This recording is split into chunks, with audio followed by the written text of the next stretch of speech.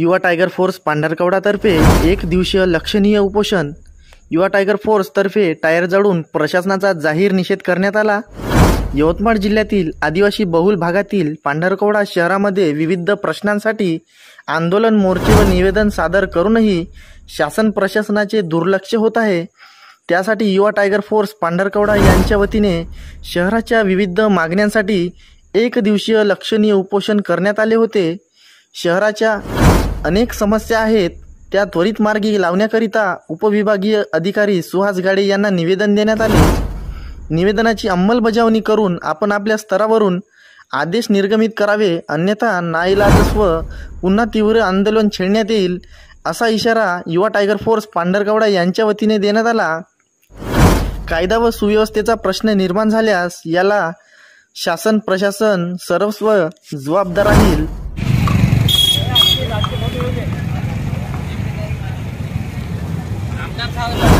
युवा टायगर फोर्सच्या वतीने गेल्या 2 महिन्यापासून गावातील समस्यांबाबत अनेक निवेदने अनेक अधिकाऱ्यांना देण्यात आलेले होते।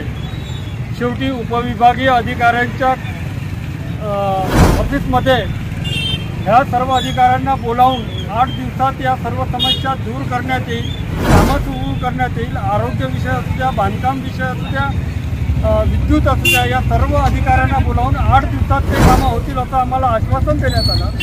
तरी आणखी कुठल्याच कामाची पूर्तता झाली नाही, म्हणून पांढरकवड्यातील सर्व नागरिकांनी निर्णय घेतला या अधिकाऱ्यांचं लक्ष वेधून घेण्यासाठी, लोकप्रतिनिधींचं लक्ष वेधून घेण्यासाठी सार्वजनिक असं लाक्षणिक उपोषण करण्याचं ठरलं आणि त्यानुसार आम्ही या ठिकाणी उपोषणासाठी बसलो।